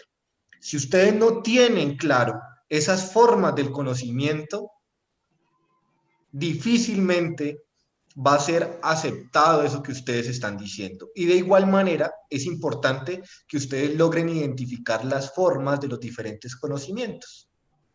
Entonces, si ustedes están yendo a una comunidad, tienen que entender las formas de ese conocimiento allí, cómo se valida, de qué está compuesto, ¿sí? ¿Cuáles son las diferentes formas en que eso se establece? ¿Cuál es el objeto de esto? ¿Cuál es el objeto de las formas del conocimiento? La validación, dependiendo de cada comunidad. ¿Dentro de cuál comunidad estamos nosotros? Pues nosotros hacemos parte de la comunidad científica. Nosotros hacemos parte de esa comunidad que está compuesta por profesores universitarios, por investigadores de institutos, por profesores, por científicos, por organizaciones, y hablando pues desde el mundo occidental. Listo. Hablando desde el mundo occidental, ¿sí? Esas formas del conocimiento y esas comunidades del conocimiento determinan si este es válido o no. Y ahí entra el tema de la relativización del conocimiento y de la verdad del conocimiento. El conocimiento solamente es válido cuando es aceptado por la comunidad científica que lo compone. Cuando hay otro que dice es así. Y es así porque hay unas formas allí para eso, para garantizar eso. Y la tercera pregunta, que es ¿por qué es importante hablar de Kuhn? Pues porque el señor Kuhn escribió un libro hace mucho tiempo que se llama La estructura de las revoluciones científicas. Y él planteó una teoría allí, lo que dice es que una revolución científica es cuando un paradigma de conocimiento se agota, se genera una incertidumbre porque el paradigma establecido no da respuestas a todo lo que se necesita, y entonces esa incertidumbre allí o esa molestia allí dentro de algunos porque de lo que se está estableciendo no ayuda para dar respuesta a todo, pues buscan otro tipo de cosas y se genera una revolución científica. Más adelante voy a hablar con más claridad sobre esto, sobre qué se entiende por paradigma dentro de la ciencia, pero entonces con la finalidad de ir como avanzando un poco en lo de la presentación, pues voy a dejarlo allí por el momento. Las dudas que tengan y todo lo demás con esto que estoy diciendo, por favor ténganlas ahí guardaditas en la agenda, donde sea que ustedes apunten, y luego podemos retornar sobre esto, no hay ningún problema. Listo. A ver. La otra pregunta entonces es si la epistemología da para todo. O sea, la epistemología da para hablar de ciencia, para hablar de método, del objeto de estudio, de lo que es un marco teórico, de lo que es una validación, de lo que es la formalidad del conocimiento, la reflexión, la pertinencia del conocimiento y la función de este. Es como la gran pregunta. Y ahí sí, digamos que queda la pregunta para ustedes. ¿Es la epistemología entonces da para todo? A partir de la epistemología podemos hablar de ciencia, podemos hablar de método, de objeto de estudio y de todo lo demás que yo enuncié. Sería muy chévere que ustedes pudieran resolver esta pregunta dentro del foro, que sería, me parece, un formato mucho más pertinente para argumentar la respuesta que ustedes tengan. Y aquí, pues ya llegamos, digamos, al centro de la temática del día de hoy, bendito sea mi Dios, que ya podemos hablar de lo que es la investigación cualitativa y la cuantitativa. Entonces, venga, yo voy mirando la hora, ¿cuánto tenemos aquí? Bueno, tenemos media horita aquí para hablar sobre esto. Entonces, primera pregunta, ¿en qué radica la diferencia de cada enfoque? Eso sí se los voy a contestar. La investigación cualitativa y la cuantitativa tienen unos objetivos específicos, o digamos, tienen unas características para su abordaje específicos. Nosotros regularmente dentro de las ciencias sociales, la mayoría de los estudios que hacemos son estudios cualitativos. ¿Y esto por qué se da? Ahorita puede que no tanto, pero en un principio se da por esa diferencia que yo les había hablado cuando se establecen las ciencias naturales y las ciencias sociales. ¿Sí? ¿Y por qué es esto? Porque cuando estamos hablando de la sociedad, es imposible establecer leyes. Es decir, es imposible establecer fenómenos que siempre se cumplan. Yo no puedo decir toda la gente que es gordita es inteligente. Yo no puedo decir toda la gente que vive cercana al mar es mucho más chévere, es mucho más agradable que los que viven en el interior. O sea, yo no puedo establecer verdades que se apliquen para absolutamente todo lo que implica la sociedad o la población. ¿Sí? Entonces, como yo no puedo establecer esas leyes, yo no puedo establecer esas verdades universales, sino que tengo que hablar desde la especificidad. Entonces, lo que hicieron las ciencias sociales fue tener unos enfoques, no desde el plano cuantitativo, para calificar, para medir, para determinar cosas, ¿sí?, que tuvieran esa presunción de universalidad, sino que se dedicaron más bien fue a la identificación de unas características dentro de una población específica o de un territorio específico para poder sobre todo entender el funcionamiento de esas cosas. ¿Qué quiere decir esto? Que el objetivo dentro de las ciencias sociales es la comprensión de los fenómenos sociales, lógicamente, ¿sí? No el descubrimiento, digamos, de unos conocimientos, digamos, para establecer unas certezas. No sé si me hago entender frente a esto. Es decir, cuando yo estoy, digamos, desempeñándome dentro del campo de la física, yo estoy buscando la identificación de las leyes, de unos comportamientos y unos descubrimientos de conocimiento que son perfectamente universales, ¿sí? Cuando hablamos de las ciencias sociales, no. El científico social no está buscando el descubrimiento de una verdad ahí absoluta. Él lo que está buscando sobre todo es comprender una duda que tiene. O sea, él no busca descubrir cosas, él busca comprender fenómenos. ¿Sí me hago entender con eso?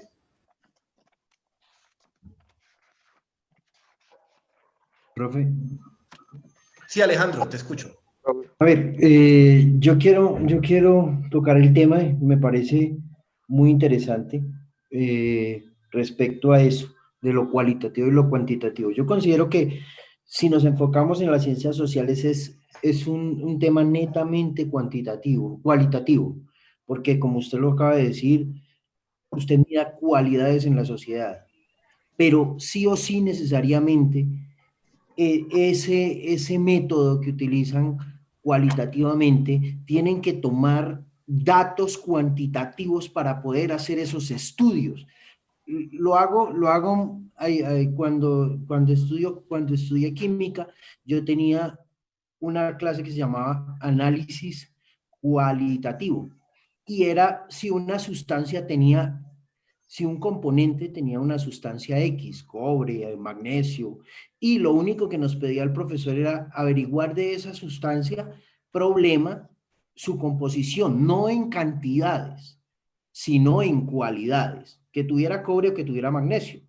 Entonces, por eso lo relaciono de esta manera con la sociedad. La sociedad se comporta de una manera, digamos, caprichosa, ante los ojos de cualquier investigador, pero sí o sí ese capricho debe tomarse, tomar valores específicos de esa misma sociedad para poder llegar a sus investigaciones sociales. Así lo entiendo y así creo que es lo que hace esa cuantitatividad y esa cualitatividad.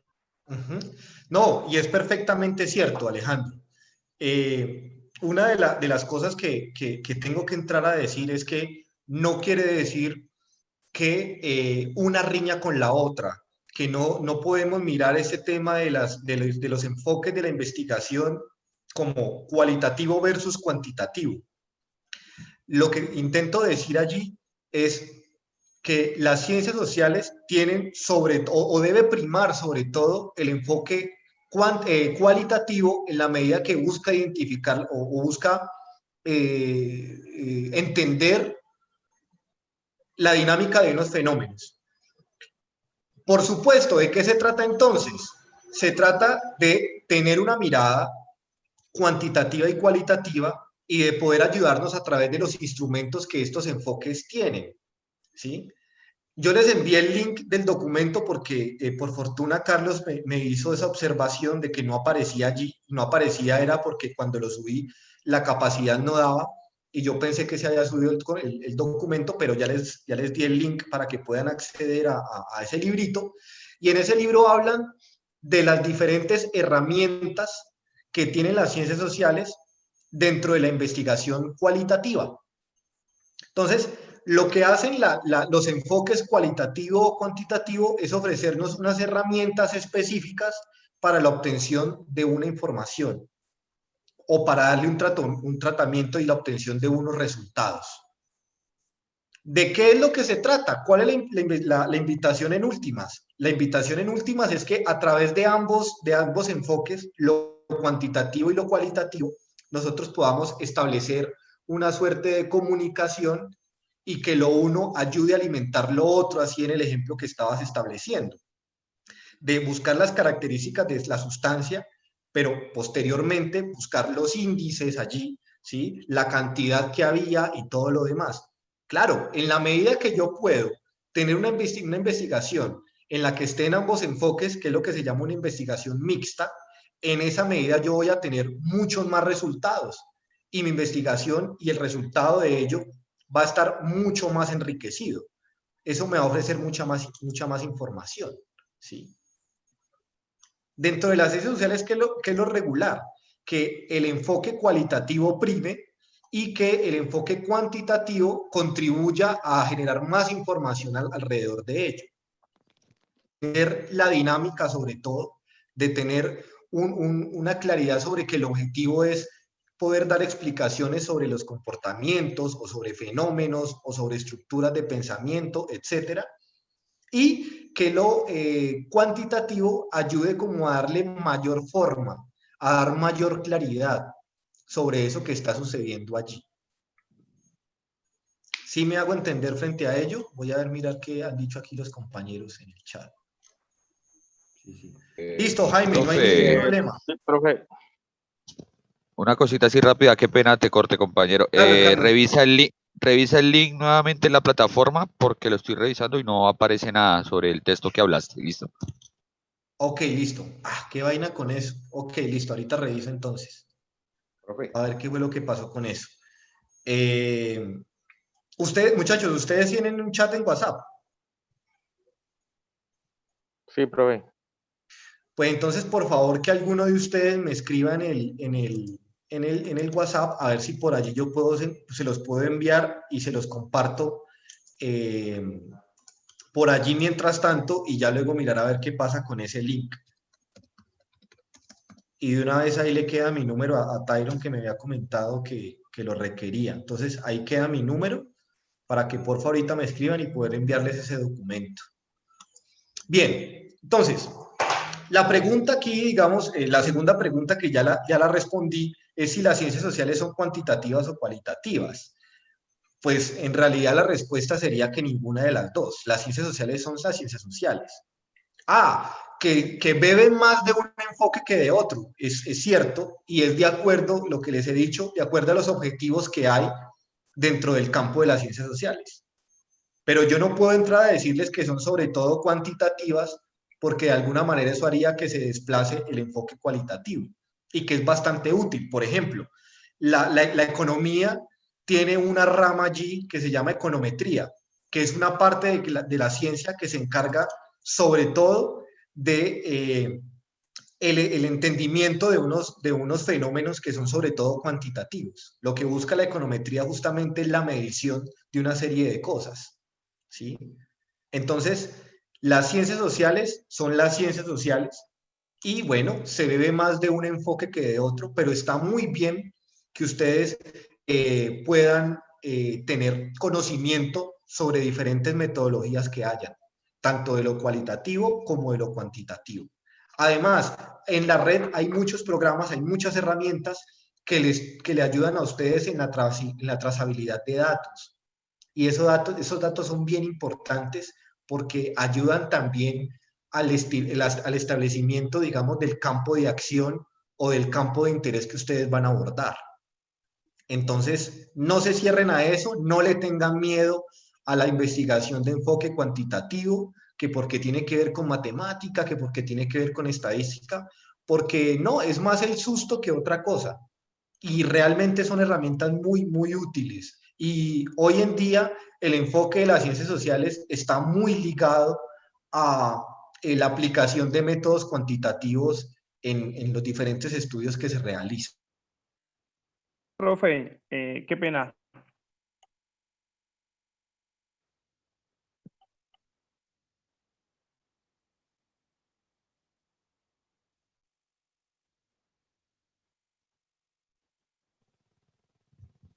Entonces, Anderson, te escucho. Sí, profe, yo pienso que en el tema cuantitativo y cualitativo también se debe analizar la proporcionalidad en el tema investigativo, ¿sí?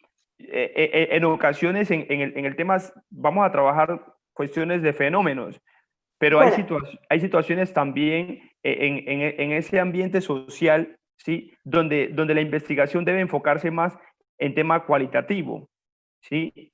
Entonces, yo creo que nosotros debemos abordar también se aplica según el punto al cual yo quiero llegar o hacer investigación. Eso hace que exista una proporcionalidad y una inclinación de que me determine hacia dónde yo debo encaminar.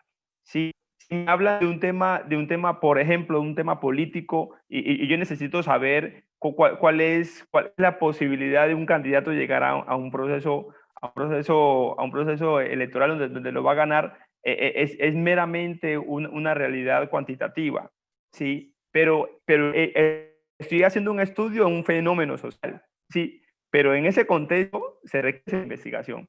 Entonces era como hablando también para tocar un tema, la cuestión proporcional, ¿sí? La acción proporcional también en el tema investigativo. Gracias, profe. Claro, profe, una intervención ahí corta. Sí, claro. No, con relación a lo que dice el compañero anterior, estoy muy de acuerdo, pero también, digamos que sea cuantitativo o cualitativo, y ahí lo coloco sobre la mesa y le agrego, es que tenemos que ir encaminado o a una verdad o a un conocimiento, independientemente sea el proceso que sea. Por ejemplo, yo puedo determinar cuantitativamente por qué la comunidad genera más residuos que otros, o por qué no estamos haciendo el tema del reciclaje. Entonces lo puedo hacer de un tema estadístico y decir que tanto por ciento, digamos, no lo está haciendo. Pero eso también me tiene que llevar a lo cualitativo, que es el por qué se está generando esa inconsciencia o ese desconocimiento o esa ignorancia, y de allí va a ir encaminado a lo que decía, al conocimiento, a la educación o a la verdad. Ahí dejo, profe. Anderson y Camilo lo han dicho mucho más claro. Y qué bueno que ustedes, ya te doy la palabra, Carlos, qué bueno que ustedes estén diciendo eso, porque bueno, ya de alguna manera, al menos específicamente con Anderson y con Camilo, ya han logrado identificar cuál es la comunión allí y cuál es la correlación que estaría entre lo cualitativo y lo cuantitativo. En últimas, el objetivo es ese, por supuesto. En últimas, el objetivo es dar respuesta a la interrogante que se ha dado, y es la identificación de cuál es el método que mejor se adapta a eso que yo estoy buscando. Entonces, siguiendo con el ejemplo que habías colocado con el tema de los residuos, también habría que mirar, por ejemplo, cuál es la población mayor que hay allí, cuál es la población infantil, porque no es lo mismo, digamos, la energía que tiene una persona de 60, 70 años que la energía que tiene un joven, y no es lo mismo la conciencia que tiene una persona sobre todo el tema ambiental, si es una persona dentro de la sociedad occidental o si es una persona que pertenece a una comunidad indígena. O, por ejemplo, ¿cuál sería el tratamiento del tema de los residuos en un departamento como el Cauca versus un departamento como el Valle del Cauca, por ejemplo? y mirar allí entonces los indicadores del tipo de población que hay allí, qué tanta población indígena hay, qué tanta población afro, y eso mirándolo desde lo cuantitativo, pero lo cualitativo nos permitiría también ver cuáles son las características de estas poblaciones y eso qué tanto ayuda o no a que se den esos procesos ambientales, si se ha permeado los discursos de una sociedad frente a otra, y bueno, todo lo demás. Entonces, ¿la finalidad cuál es? La finalidad es la obtención de una verdad o de un resultado. Y con base en ese objetivo, pues entonces es la mirada de cuáles son las herramientas cualitativas y cuantitativas que nos ayudaría a llegar a esa conclusión o a esa verdad. Carlos, te escucho. No, muy en la vía de lo que estás planteando, profe, y muy de acuerdo con los anteriores compañeros frente a los ejemplos que dan frente a las dos métodos de investigación, pero yo sí le anexaría allí, y es la relación de esa creación de conocimiento, esa búsqueda de la verdad mediante la investigación, cualquiera que sea el método, es de qué manera se la regresamos al pueblo, de qué manera se la regresamos a la gente, sea que estés investigando el impacto de los monocultivos en la tierra, qué tan ácida se vuelve la tierra a partir de un ejercicio de monocultivos, o qué tanto plomo agrega el basuro, los basureros o los centros de residuos sólidos a las aguas que consumimos los habitantes de X barrio, o el ejercicio de análisis de impacto que pueda estar pasando en X comunidad. Creo que esa relación en el análisis de creación de conocimiento a partir de la investigación, y esto muy de acuerdo desde la postura de Fassborda, del maestro Orlando Fassborda, es de qué manera se la regresamos al pueblo o a las comunidades con las que estamos trabajando. Carlos, bien importante eso que usted está diciendo, porque eso da respuesta a una pregunta epistemológica básica, y es el conocimiento para qué. Entonces, al momento del diseño de una investigación, es muy importante, más allá de las preguntas que yo me pueda hacer, porque es que el tema me importa mucho, porque el tema es muy bacano, porque eso no se ha trabajado, lo que sea, es importante la pregunta de qué tan útil es eso que yo voy a hacer. Y esa pregunta no es si entonces yo desecho eso que voy a trabajar o no, no, sino de qué manera yo le doy forma a eso para lo que yo voy a hacer, para la investigación que voy a hacer, que va a ser una investigación basada en una comunidad, en una sociedad, basada en el ser humano, de qué manera eso contribuye a unos procesos de creación de comunidad o a unos procesos de creación de desarrollo, de fortalecimiento de la convivencia, etcétera, etcétera. Entonces, qué bueno que más allá de las preguntas puramente científicas, nos podamos preguntar la utilidad, digámoslo, de ese conocimiento, no solamente para mí como cientista social, sino para la sociedad que yo voy a abordar, que yo voy a observar y en la cual voy a intervenir. Nelson. Profe, yo en lo que puedo entender de lo que han participado y lo que usted ha dicho, yo asimilo que la investigación cualitativa, profe, está orientada al proceso, como en una realidad dinámica, mientras que la cuantitativa está orientada al resultado y es estática, básicamente.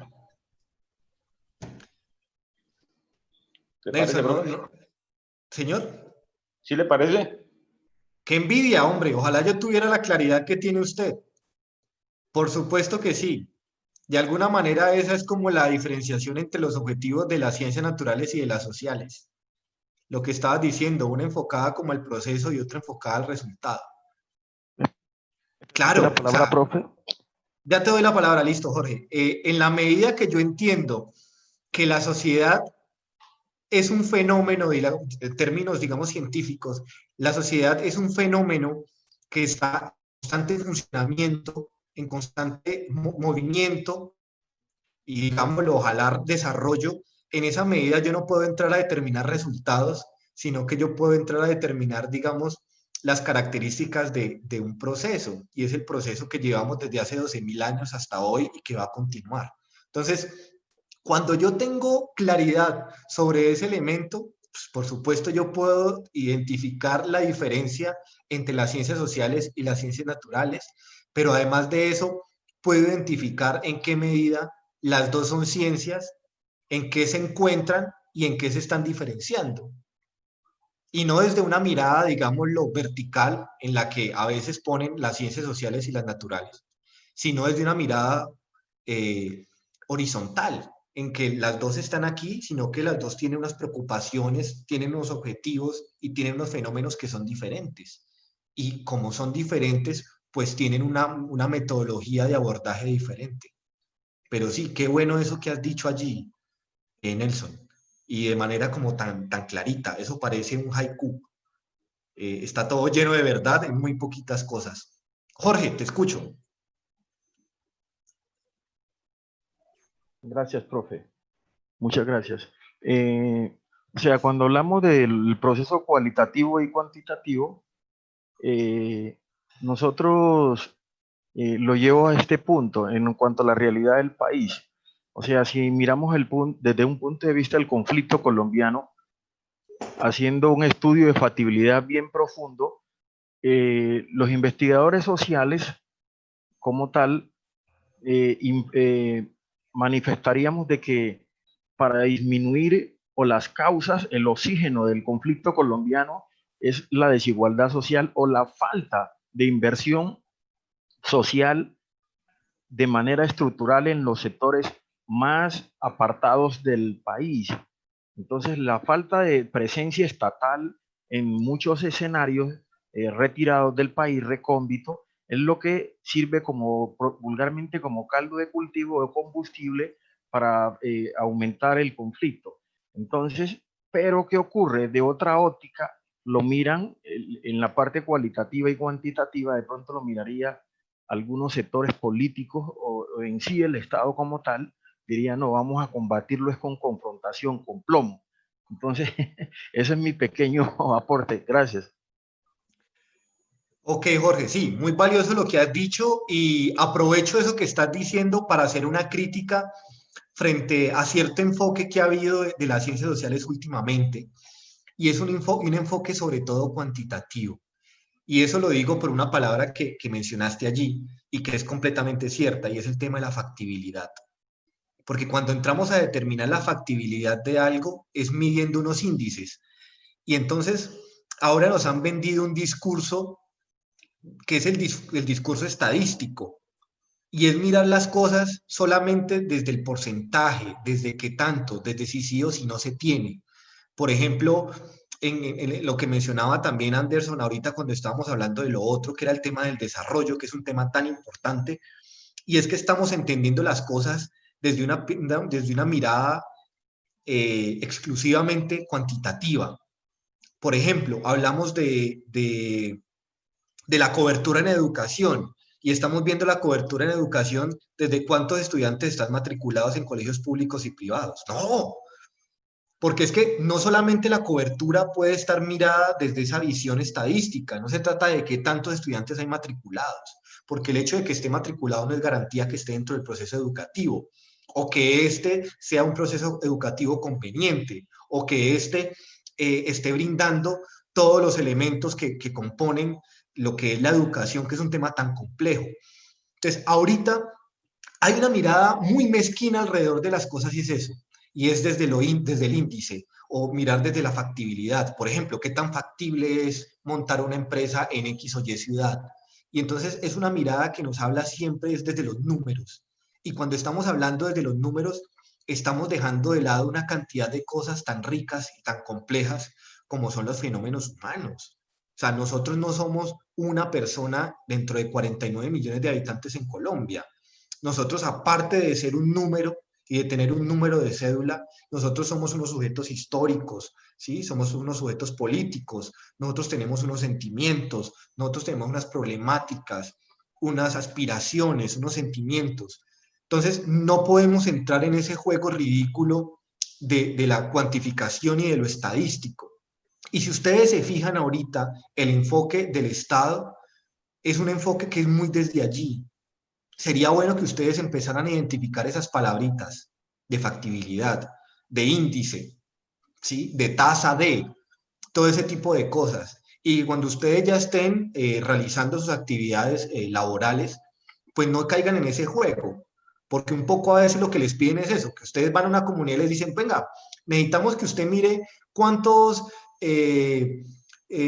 personas están, y lo estoy diciendo basado en la experiencia de una amiga que es antropóloga, cuántas personas aquí están cultivando tal cosa y qué problemáticas tienen, por ejemplo, de acceso a vías de comunicación con vías de acceso, por ejemplo. Pero no se trata simplemente de mirar cuántas fincas tienen carretera o no. Se trata de mirar otro tipo de cosas, de mirar el fenómeno, que es lo que les he estado diciendo. No solo desde la mirada cuantitativa, sino desde la mirada cualitativa. Puede que todas las fincas tengan una carretera, pero ¿cuántas fincas tienen carro? ¿Cuántas fincas tienen medios de transporte allí?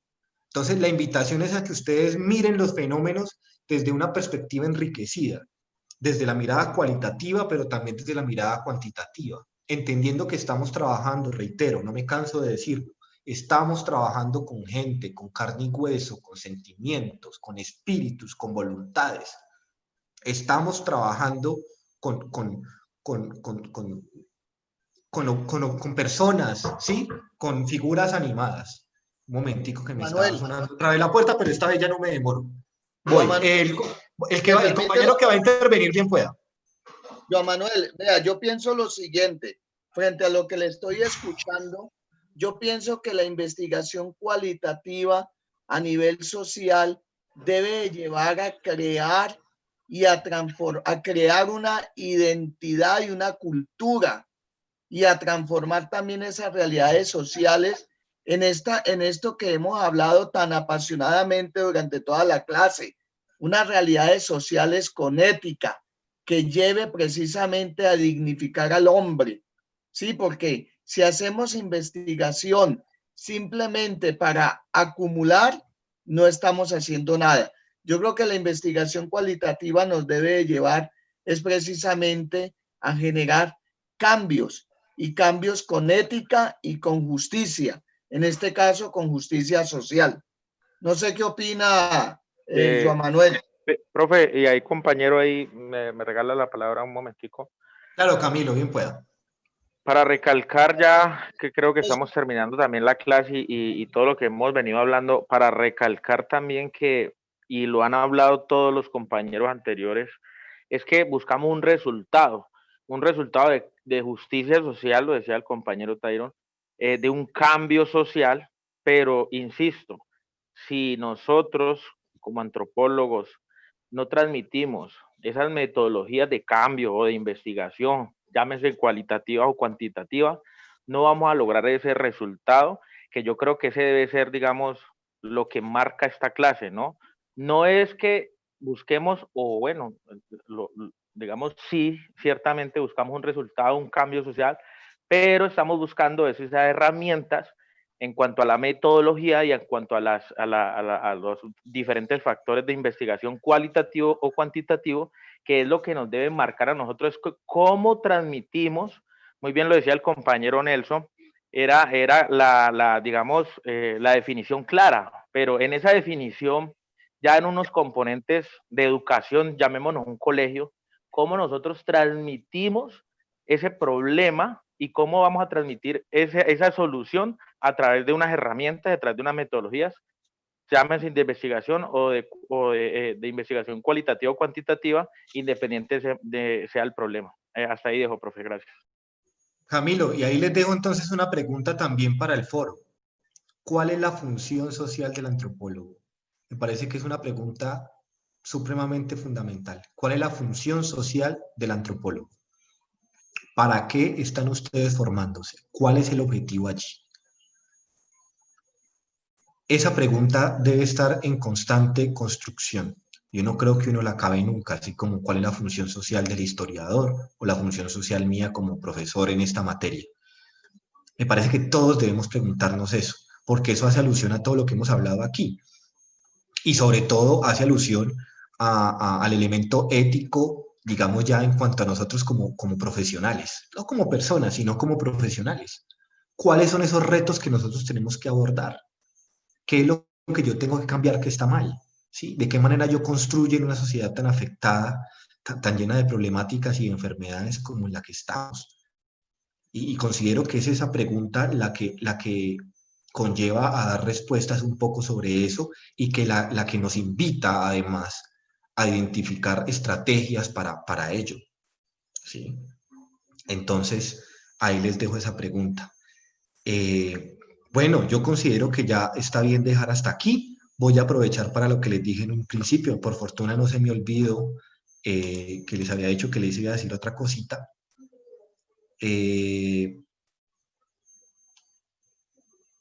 Y es que pues tengo una propuesta frente a lo de la clase. Con base, digamos, como en el tema que estuvimos hablando al principio de la clase, que se nos llevó casi toda la clase, pero que fue muy enriquecedora, porque pues digamos que este tipo de temáticas están ahí sobre la mesa y ustedes pueden aprender mucho sobre investigación leyendo los libros. No es tan importante, digamos, el papel ahí del profesor, la metodología no cambia. Entonces sí tuve, o sea, miré que había como una preocupación muy importante y me pareció muy bonito eso alrededor del tema de la ética y de otros elementos allí. La propuesta mía era, si ustedes gustan, que buscáramos otro espacio por fuera de las clases que tenemos cada martes, que sería un espacio, digamos, sin ninguna responsabilidad académica, que la ausencia o la presencia allí pues no redundaría como en ningún tema, digamos, de la calificación ni nada de eso, sino en pro, digamos, de la construcción de conocimiento y de la reflexión. Que estoy dispuesto a que busquemos un espacio donde me gustaría hablarles mucho sobre el concepto de desarrollo y el concepto de desarrollo social, y meter un poco allí, digamos, el papel no del antropólogo, sino del cientista social en este tipo de cosas. Me parece que ahí hay una serie de temáticas y de vainas muy chéveres de hablar allí, desde esa visión del desarrollo, y daría una información un poco desde la economía, un poco desde la politología, un poco desde la historia alrededor de eso. Es un tema que a mí me llama mucho la atención y que considero que es bastante importante, pero que lo ofrezco aquí porque he visto que hay como un interés genuino de parte de ustedes en este tipo de cosas. Entonces, no sé ustedes qué piensan frente a eso.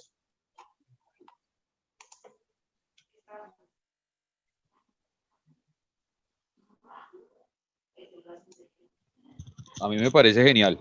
Yo estoy totalmente dispuesto y nada más hay que ponerle fecha y hora y ahí estaré.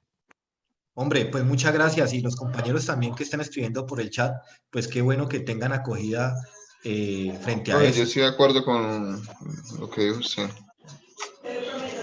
Bueno, A ver, muchachos.